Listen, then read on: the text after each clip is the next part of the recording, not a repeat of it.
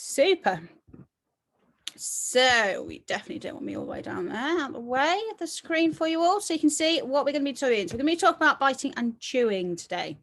So I've popped chewing in as well, because it's not just biting us, is it? They like to, some dogs, not all, also quite interested in chewing on items, whether it's our trainers or it might be a part of your furniture in your house. So in case you guys, it's your first day you've rocked up today, don't worry. You're going to be able to watch the previous ones. I think they're on YouTube. I'm not sure if it might be kept in this group as well, but they're also being shared on YouTube, so you can go back and watch. If not, if you haven't met me before, I am Carrie.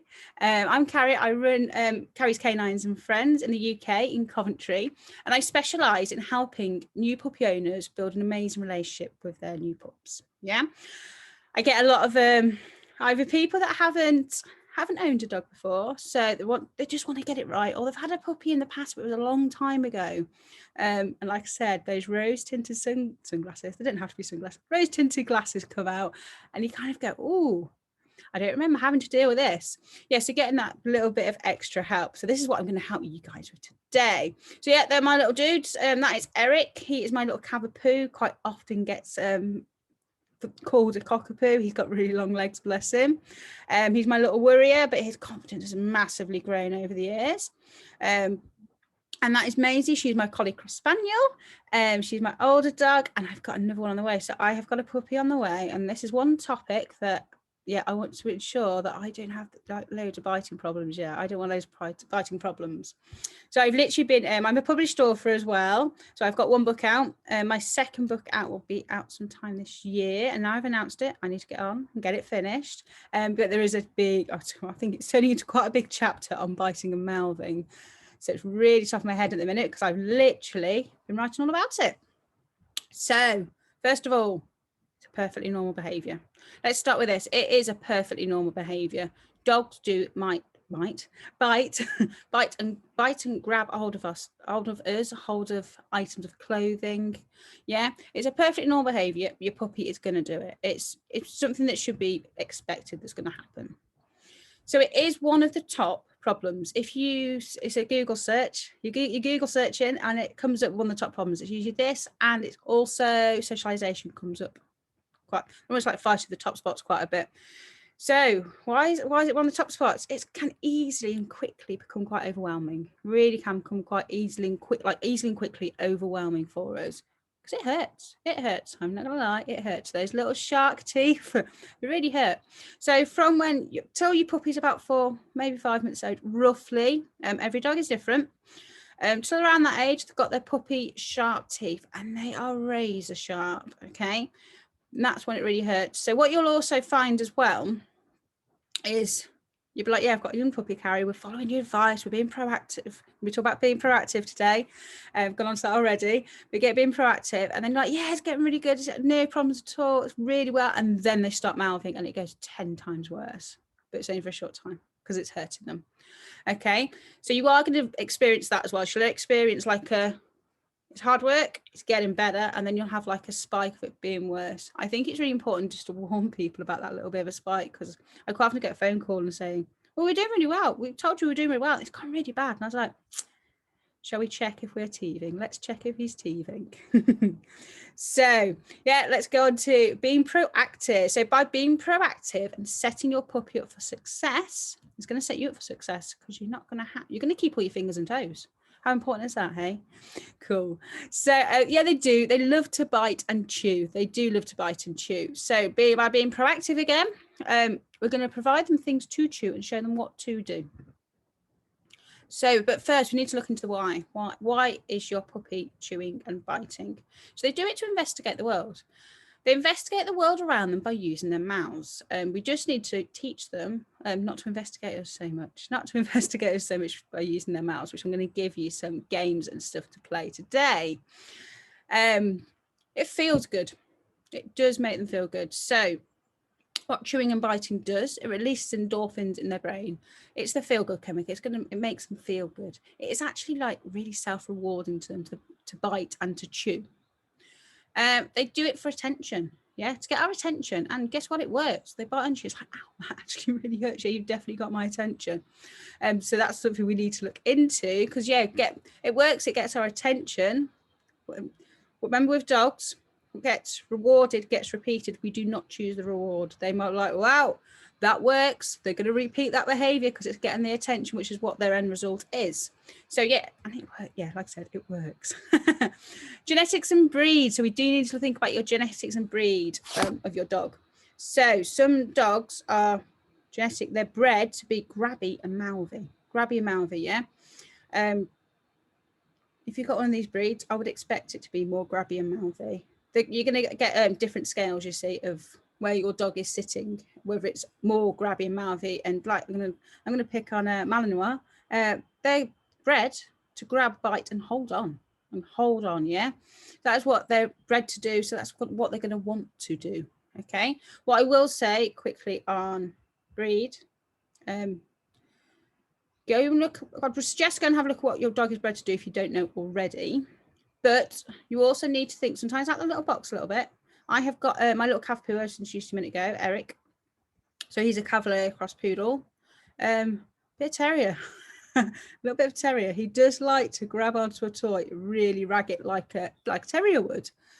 I know he hasn't got any terrier in because I know where he came from, but he's definitely got something in. There's this terrier bit come from somewhere, and so it's sometimes you do get something, a breed trait from somewhere else come into your dog. So it's something to think about. But be mindful, you can always get those little extra breed traits popping in as well from another one. So next, where to start with your bitey mouthy puppy. So what I'd go a little bit further back. So what I would always suggest is to treat your new puppy as a new guest. So when you have a guest come stay at your home, do you just invite them in and then it's done? Yeah, you're here for the weekend, enjoy. We're going to have great fun. But you don't. It's polite. You show them where they're going to be sleeping. You're going to show them where the bathroom is. You're going to show them where the kitchen is, so where they can eat, where they can drink. Yeah, you're going to give them a tour of your house when they come round. Show them where to put their bags, where they're going to keep their stuff. So why are we not doing this with our puppies as well? Yes, this is what I want you to start thinking about.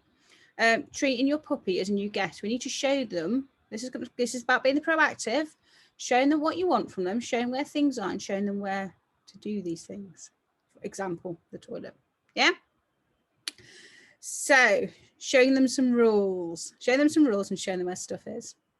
So numerous toys everywhere on the floor. So I'm going to say it doesn't really work. It's something I do see in clients' houses quite often when I go around. There'll be toys everywhere and they're like, oh my goodness, Carrie, but look, I've got all the toys. I have all the toys, but they're not working. Why is my dog not going onto them? Yeah, I've got different toys. I was like, why is it not working, Carrie? We need some help. Why is it not working? If I came round to your house for the next week, 2 weeks with some cake, maybe different flavours cake every day, we're like, this is awesome. Just bringing cake around every day. Super. I can almost guarantee by the time we're going into the second week, you'd be like, yeah, I'm a little bit done with cake. I definitely don't want lemon drizzle again. You've brought lemon drizzle around 4 times. Yeah, I'm definitely done with that one. Yeah, gets a bit boring. Yeah, gets a bit boring. Something that's always there is just less interesting. It's less interesting. Yeah. The Weetabix I have for my breakfast. Yeah, not that interesting. Yeah, it's good for me. I quite enjoy it. It isn't something I'd go, oh, I'm hungry. What do I just fancy? For me, it isn't something I'd be like, oh, yeah, I really fancy Weetabix. Yeah. So thinking about it that way, what I would suggest, you're going to have some toys out on the floor, rotate them. Rotate your toys. So if you've got kids in the house, it's a really good one for getting the kids to do. So getting your family involved in the dog training is really important, I think. Getting everyone involved, getting them different jobs to do. So what I'd do is get the kids involved if you've got children, get them swapping the toys every day. The puppy needs 3 new toys out the toy box every single day. What you can do, by the time you get to day 4, you're going back to some of day 1 toys and mixing it with maybe a day 2 toy, and your puppy will think they've got new toys every single day. They don't remember. Although they do always have a favourite, don't they? There's usually one favourite a puppy has. It's usually a soft one, isn't it, that they sleep with. So, rough play. Let's talk a little bit about rough play and why it isn't constructive. It isn't constructive because doing this makes these more bitey. Yeah, really rough play. Doing this and scruffing your dog up. Your dog might not like it, for starters. Not all dogs like rough play. And this is where you need to get to know your new puppy and what sort of contact they enjoy. But it turns these into bitey things to bite. And if they don't like it, they'll be like, get off me, and they'll bite them even more. Yeah.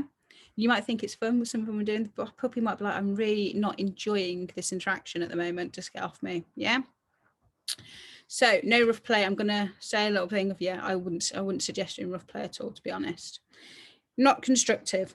So no turning yourself into a squeaky toy. So I'm going to bring that one up straight away. So don't turn yourself into a squeaky toy. Your ouches, your nose, your ahs, all of this, yeah? What your dog is doing, it's biting onto you, you squeak out, and you've just turned yourself into a squeaky toy. You've literally turned yourself into a squeaky toy. I had someone recently say, yeah, we worded up to begin with, worked brilliantly because it shocks the dog a little bit and they kind of jump back off. She was like, yeah, they actually really enjoy it now. And I was like, well, you've kind of turned it into a bit of a game. They're like, oh, I bite you, you squeak. Oh, great fun. And you might even dance around the room a little bit because it hurt. Yeah. So I know it's really hard not to shout a noise out when they do get you. But by following today's plan, being a bit proactive, we're going to start preventing this. So where are we? Structure. So I want you to build some structure into your puppy's day if you haven't done already. So a bit of structure I've written there. So your puppy's going to wake up in the morning. They're going to need the toilet straight away. It's the first thing you're going to be doing. Then you're probably going to feed them. And then they might need the toilet again. I've missed that out, haven't I? And then I'd be doing some play or some training. So this is going to be constructive play or training. So we're going to plan this a little bit as well, guys. And then by the time they've done that, they're going to need some rest time in the crate. And guess what? Those you're just going to repeat, rinse and repeat. Yeah. So it's pretty much, especially with a very young puppy, that is what your day is going to look like. Okay. With my new puppy on the way, I will be having this. I'll be having some time so I know roughly when everything's going on because I also need to work as well. I will be getting the structure though and a bit of routine in place before I start work again. So I'm definitely taking some time off out to enjoy when my new puppy comes home. So what do I mean by constructive training? So I'm going to have a few games here with you. So these 3 games I'm going to share with you. I know there's 4 there. I'll go into that in a minute. I can still count. Constructive training. So constructive training, these bits are more to make hands nice things. Let's make those hands a nice thing. What do I want my puppy to do as well? What do I want my dog to do in the future? So you've always got to be thinking of that. What I would always suggest is what you want your dog to become, do that now. If you're doing that now, that is the dog they will become. If you allow I'm going to jump into jumping up. If you allow your dog to jump up when they're a puppy, they're going to think it's acceptable to keep on doing it as they're older. As a puppy, it's cute. They don't even come halfway up your leg, do they? Yeah, it's cute. It's easy to reach down to them, makes it a bit more convenient. But when that dog turns into my 7.5 stone dog that I used to own, no one wanted him jumping up at them. He was massive. He was a big dog. Yeah. So thinking now what you want your dog to do in the future, start implementing all these things now. So yeah, taking food politely. Who doesn't want the dog to take food politely at their hands? So because we've got Maisie who's being extremely polite in this video. So this is a little bit of slow feeding that I'm doing. Do you want me to have a look where we're into it? I can always jump it back to start a little bit for you.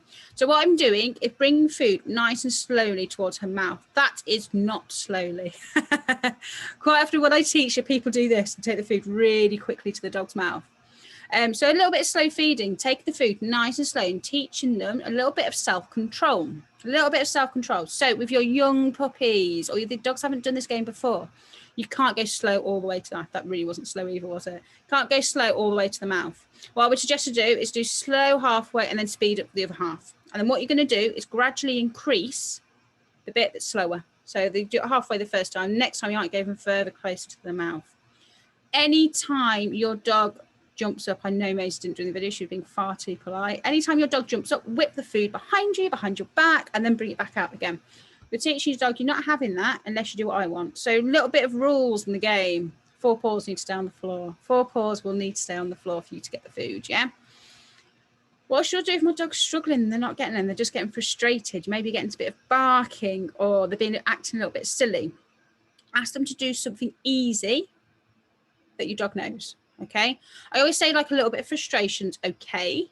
They need to deal with like a little bit of frustration. A lot of frustration isn't. A little frustration for me would say going to the bus stop and missing the bus. Yeah.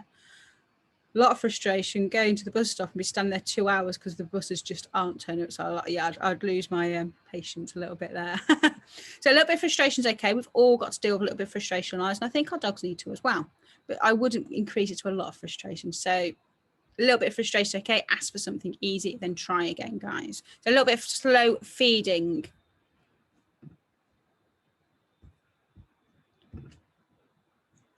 The next game, collar grab. Can I reach out to my dog and hold onto her collar? So you see in the video, what I'm doing to start with is just put my hand right next to her nose. She is targeting it because she has got a hand target. But I've also taught this game as well. It makes it easier for you to put your dog's lead on at the end of a walk. Makes it so much easier, so much easier.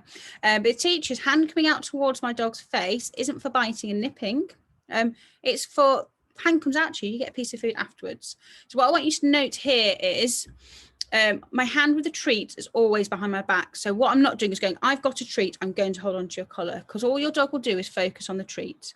So you want to get what you're after. So is my hand, will my hand go next to your head? Will they go next to your ear? Will you let me touch your collar? See, she moves out the way then, I just reset her. Okay.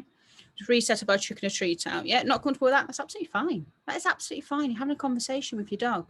Yeah, can I put my hand out to, you see she keeps targeting me, bless her. Hand out to your collar. Can I put my hand out to your harness? Can I put my finger through the collar? Treat afterwards. Every little bit of these stages, what you're going to do is put them towards your puppy's mouth, and then the treat always comes afterwards. Yeah, always comes afterwards. So you're teaching them hand coming towards you equals you're going to get food. Like I said, this is good for what we're discussing today with the biting and mouthing, but the other thing it's really good for is putting leads and stuff on end of walks. Yeah, hand again coming out towards you to put a lead on equals you're going to get a piece of food in a minute. I had this massively with 2 whippets that had a very good keep away game right at the end of the walk. I taught them collar grab, and within a week they were doing this and offering me, do you want my collar so I can have a treat? Yeah, of course you can. Of course you can. Yeah, again, this is just being proactive and setting yourselves, guys, all up for success. So the third game, I hope you're getting all these games in. So third game for today, what I'm going to show you is a hand touch. So teaching your dog to bump their nose onto your hand. Okay, again, it's turning your hands into a good thing rather than something to bite. So we're changing their, lost my word, but we're changing their association with when a hand comes towards me, not sure what's going to happen. We're changing when a hand comes towards me, we're going to get food. We're doing something. So this is the constructive training that I want you guys to start adding into your day. So this is a video of little Eric. So again, I'm presenting the hand, making it nice and easy for him, showing him exactly what I want. I'm going to show my hand in front of your nose. And as soon as you bump your nose onto it, I'm going to give you a treat. So hand goes out, yes, and then treat. So I'm marking him with a marker word, whether I think I usually use yes, we can use good, whatever you usually use, guys, okay? Or if you use a clicker, use your clicker there. So present your hand. I would always say with this, if you watch how my hand is presented, it's on its side. Presenting that way for me is always asking for a paw. That one's asking for a nose bump. So being nice and clear to your dogs and your puppies is so important. So important. You want that conversation with them, making again, this is the proactiveness, setting them up for success, making it nice and easy for them. Don't make things too complicated.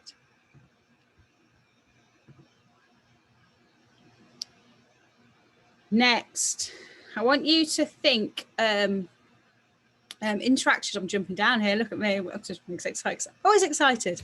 Interactions as a conversation with your dog. So you're going to have, when you're interacting with your dog, you've always got to think of it as like a conversation you're having. What I'll be doing with young puppies, like is in the video, nice gentle strokes. So none of the, remember we said none of the rough play. Nice gentle strokes, almost like a little bit of a massage for them.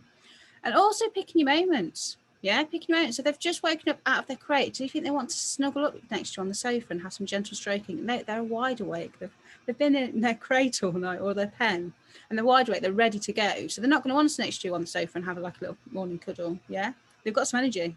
Yeah, so this is where you're going to be proactive, constructive in your day, and thinking about what does my puppy need at that point in the day. So you'll be building your bond, doing all these sort of things as well. Yeah, building your bond, building your relationship, which is really important, which these gentle strokes and stuff will do.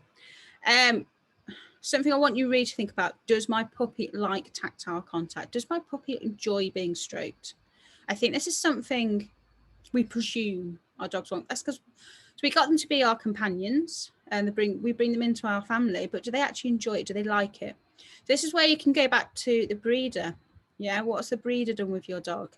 If your breeder has been proactive, it is definitely the word of the day, isn't it? I should have used it as the hashtag. If your breeder has been proactive and done quite a lot of tactile human contact before the dogs come to you, they're going to probably enjoy it a lot more. Well, say if there's unfortunately, yeah, if maybe you didn't know, but your puppy did actually come from a puppy farm, they're going to be if they've been kept outside on their own, not really had any human contact in the first 8 weeks of their lives, they're going to be less likely to enjoy the human contact, guys. Yeah, so it really depends what sort of handling has been done. So, but don't worry, you can help them get used to it. You can help them get used to it by doing some of the games that I shared earlier. Pairing it and making it that really nice positive association. Hands on you equals awesome stuff happens. So if you have got a puppy that's not keen on tactile contact, consent test is a really good one too. I like the consent test. So a consent test, I would stroke my puppy. Say if my puppies come over to me, like, well, they keep coming over to me, Carrie, so I presume they want to be stroked, which I have had this with clients. They said, my puppy comes over to me, it sits next to my feet, so surely she wants to be stroked. I say, not necessarily. Yeah, not necessarily. So a consent test is what you can do. Your puppies come over to you and you're got a bit of a stroke. 1 second, 1,000, 2, 1,000, and stop.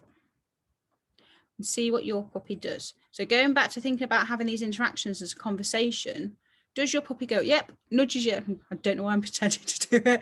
But your dog like nudges you and like uses the head. I've got a little dude, he's laying next to me now. When he wants to be fussed, he's quite he has that conversation with me really well. He comes over and he nudges me. He uses his head and his nose to nudge me. If I'm on my phone for too long, he'll nudge it out of the way because he would like some fuss, please. Can I come and sit on your lap now? Yeah, so having that conversation with your dog and give them a little bit of consent. And even with him, sometimes he'll come over and he'll like roll over on the bed because for him, not all dogs like this, but he quite likes his tummy being rubbed gently. But even then, if he rolls on his back, I will just go and check, is it what you want? By giving that consent test, that 1 second, 2 seconds, is it what you want? I'll stop and see the conversation he has with me. The same as your puppy comes next to your feet, you're like, yeah, well, they've come over to sit next to me, so surely that's what they're after. So go down to them, give them a couple of strokes and see what they do. If they just lie down, start falling asleep, yeah, they were just coming to sit with you. So sometimes they just like to be close. My other dog is definitely like that. I know I'm compared to my 2 dogs a lot today. She likes to come and be close. She wants a little bit first. She doesn't want to sit facing me, for one. She generally doesn't sit facing me. She's sitting facing me. She's being really silly, bless her. But she likes to be nice and close, but she doesn't particularly want me to be touching her and stroking her the whole time. So again, giving your dogs that choice is really, really powerful. Really powerful. So a bit of a tick list for you, to things I want you to be thinking about when your puppy is being really bitey. Do they need a nap? So our puppies, they need between 16 and 18 hours sleep a day, yeah? Even a fully grown adult dog needs around 15, 16 hours a day, yeah? So if your puppy is tired, it's going to be bite you. It's going to be crankier. It's going to be bite you. Imagine what sort of situation would be me, bit God, yeah, if I'm tired and I've woken up, someone's woke me up on the sofa, I've fallen asleep on the sofa, which isn't something I'd usually do, to be honest. Someone's woke me up off the sofa, I'm a bit really tired. I'm pretty cranky. Yeah. So think about that night you've not had a very good night's sleep. You're a little bit more cranky. You need some more sleep. Yeah. A little bit touchier. So your puppy might need some more sleep. So encouraging sleep. We do need to put our puppies down for naps. We need to treat them a little bit. I'm going to use a baby situation, I'm afraid. But yeah, we do need to treat them a little bit like babies. They need to be put down for a nap. Okay. Toilet. Does my dog need a poo? Yeah. Dogs can be bitey if they need the toilet. So what you're doing here is checking, are all my dogs' needs been met? Have they been to the toilet recently? When was the last time they had a nap? How long did they have that nap for? I'm going to nip back to the list. You know, the structure through your day. If you've got that structure through your day, you can ensure you're ticking it off each day. Have they got everything they need? Have they had the sleep? Have they been to the toilet? Yeah. It can also, because you can work stuff out basically. Is that why they bite you? Food. I am not going to talk into nutrition. Nutrition is a massive topic. I'm also not a nutritionist, but I do look into food a lot because it does have a big effect on behaviour. So it's something to consider, and I'm going to suggest people just go away and do a little bit of research, check what your dog's being fed. I for sure have helped people change their dog's food diet and seen a reduction in biting and mouthing pretty quickly. Promoting calm. So always promoting calm with your puppies. This is going to link into your sleep. So providing them stuff to do. Promoting calm. So promoting calm would be you're being very bitey. You're being super bitey. I know you need to sleep. You're not going to just put yourself to sleep. So by promoting calm, you're going to pop that maybe a puppy in a pen or a crate, and you're going to give them something to do. So people often go, but I don't want to put them in there because I don't want to think of a timeout. This isn't going to be a timeout. I'm not putting in there to get time. You're going to provide them an outlet. So an outlet, something to do, is something to chew on. So I've got a list of things here. So natural chews is something you can provide for them. Whether that's like a fish twist, a bull's pizzle, some sort of ear, cow's ear. Yeah, something natural for your dog. So I'm going to say don't use rawhide, guys. It's really bad for your dogs. If you're not sure what rawhide is or why it's bad, do a little Google on it. I'm going to let you Google on that one. Why should I not feed my dog rawhide? It's not nice stuff. So I'm going to push you all to start, have a look for more natural chews for your puppy. Finding what they like, finding what they don't like. There'll be some definite favourites, and there'll be some that are more suitable to a young puppy. Yeah, so something like beef scalp is not suitable for a young puppy with their young teeth. Yeah, it's too hard to chew. That is the sort of thing I'd give my older dog, because she is a real chewer. She loves having a good chew. It would last a lot longer. Like fish twists, I quite like the fish twists you can get for the puppies. Again, when they're finished with these things, so these things are perishable chews, something they can consume. Yeah, so if they finish with it, they've walked off and they're doing something else. Again, just like I said with the toys earlier, I'd be picking up and popping out of the way and then offering it again later. Things at their own time, boring, absolutely boring. So yeah, you're going to be thinking something a bit softer for them to begin with, and it depends what sort of dog you've got as well. Absolutely depends what sort of dog you've got. Other things you can use, Kongs. I think most people have heard of Kongs these days. Kongs are going to be lifesavers with your puppies. Yeah, they're providing that mental enrichment for your dogs. The licking and the chewing is releasing those endorphins in the brain. So just when you have given them a natural chew, the endorphins come out in the brain, they feel good, then they feel sleepy because I've had the mental enrichment, and then they should have a nap. So this is how you can start promoting more calm. So if your dog has had 2 Kongs that day, just reduce some of their mealtime food, guys. I don't want any fat puppies, please. No fat puppies, okay? Chews and stuff are such a massive help. Massive help with your puppies. So providing the natural outlet for your puppy to chew. And this is where I'm going on to chewing a little bit. Like I said, I wanted to nip into it slightly. If you're providing your dog with something to chew, it's going to save your furniture and your shoes. So management, putting stuff out the way, keeping an eye on your puppy all the time for chewing, but also providing them an outlet. Provide your puppies an outlet, something to do. So other stuff, if you've got yak bars, I quite like yak bars. They're quite popular with puppies these days. I don't know many puppies have not been interested in them. Some puppies aren't. And what I usually say, if you've got something your puppy's not interested, just put it to one side for a little bit and then try them on it again. Antlers, quite like puppy antlers. Split antlers are my favourite ones at the minute. So if you've got a dog that's going to be potentially an aggressive chew, it's probably not a good one for them yet. They can potentially crack teeth. So if I've got more of an aggressive chewer, it's not something I would be using. I'd always keep an eye on them when they've got antlers as well. You can get like wooden root chews as well. Definitely was conned with one of those years ago. I bought one for Maisie and I was like, it's £8, but if she uses it, I don't mind if you're using it. Yeah. Absolutely no interest. I was like, well, that was a waste of money then. Definitely got conned. But actually, going back to it now, think about it now, Eric absolutely loved it. And he was a real chewer in the house. Absolute little monster chewing stuff. You'd be sat there and he'd look up above him. Okay, there's a table there. And lift his head up and start chewing at the table. And I'd be sat there going, seriously, I'm literally watching you. Didn't care. Did not care. Not a care in the world, bless him, when he was a puppy. He was just like, I'm just going to do this. So because he was literally going for that type of material, I was like, I know what I've got. That toy that never got touched when Maisie was a puppy. I got the wooden root out, and that was one of his favourite things to chew on as a puppy.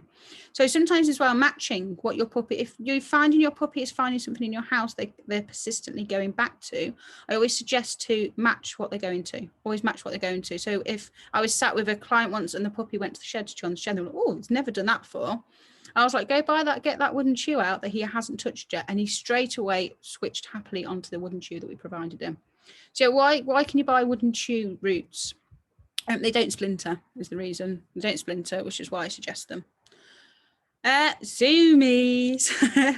So when you've got that dog that is charging around the house, launching itself, maybe at your bottom, launch themselves at your bottom, biting, and it's being hard work.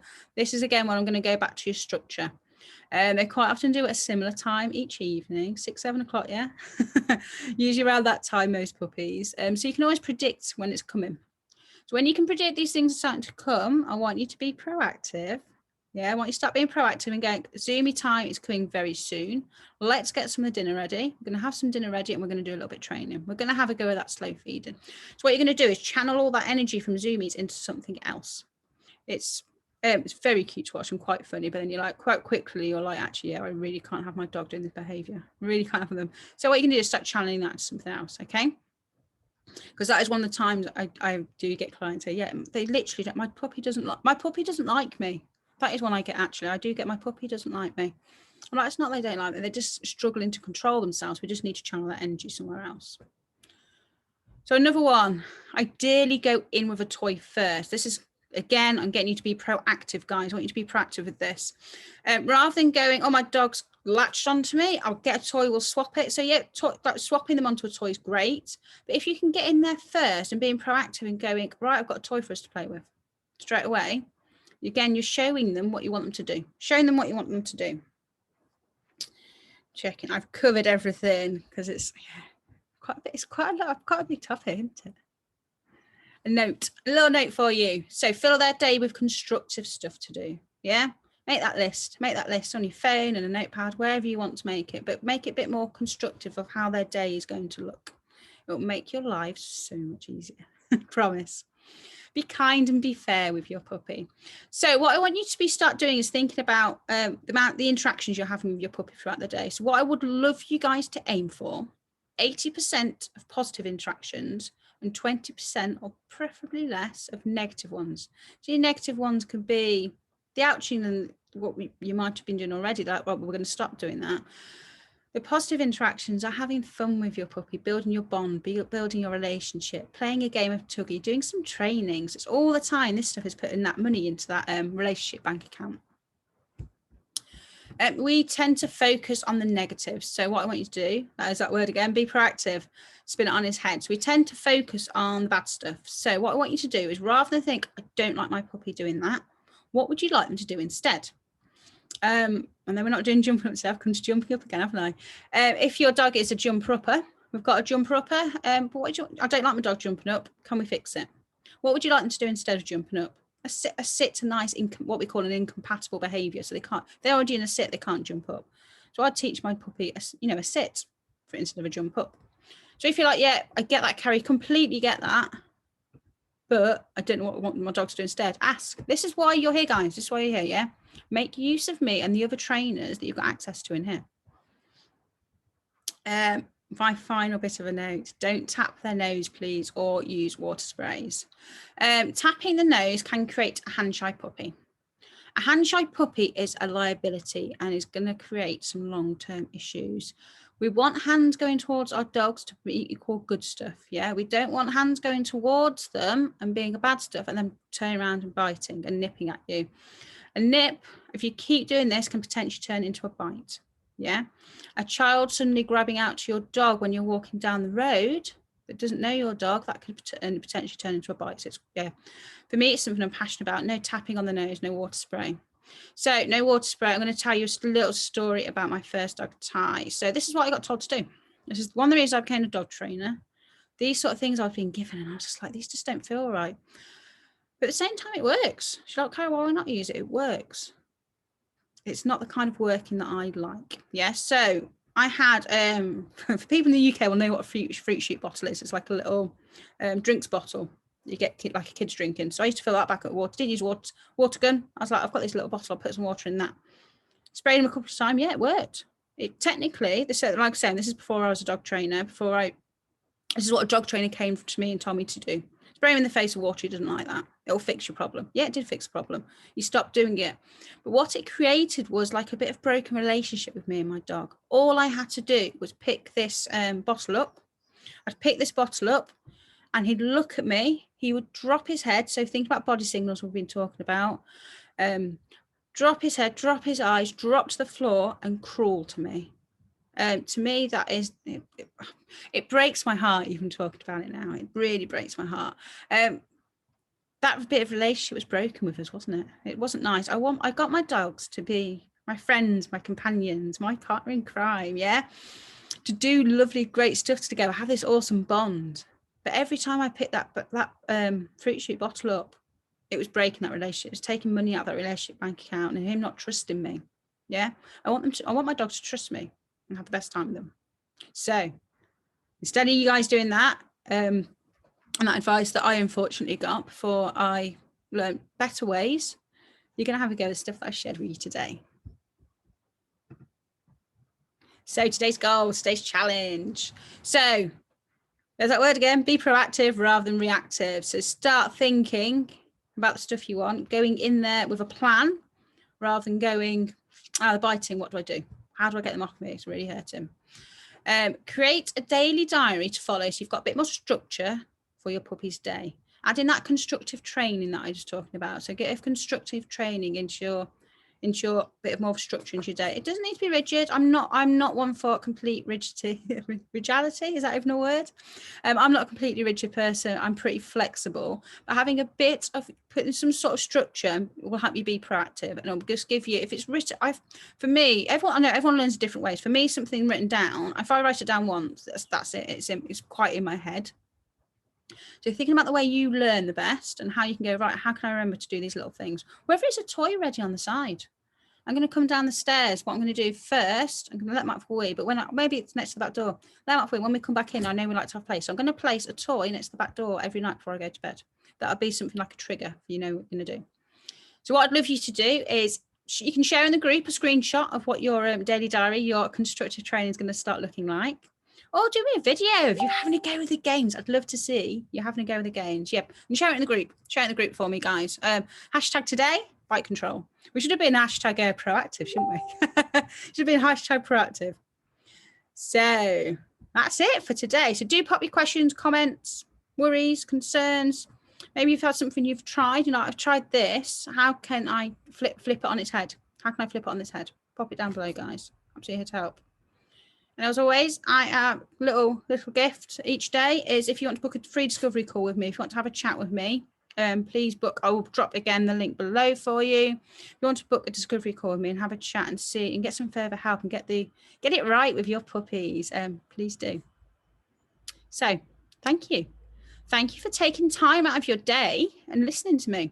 I hope you've taken some little nuggets of information away, going to be proactive for me and have a go with your puppies and let me know over the next few days if you're starting to get some changes. Yeah, if you're starting to get changes. So thing on dog training, every dog is different. I think I talked about this before. Every dog is different. So what one thing that works for one dog won't work for the next.